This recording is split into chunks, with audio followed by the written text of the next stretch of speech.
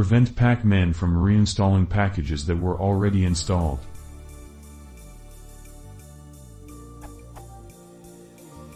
How to prevent pacman, Arch Linux's package manager, from reinstalling packages that were already installed.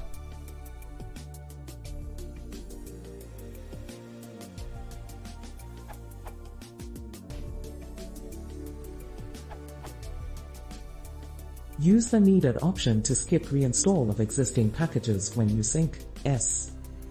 If a package in the list is already installed on the system, it will be reinstalled even if it is already up to date. This behavior can be overridden with the needed option. Source. More info.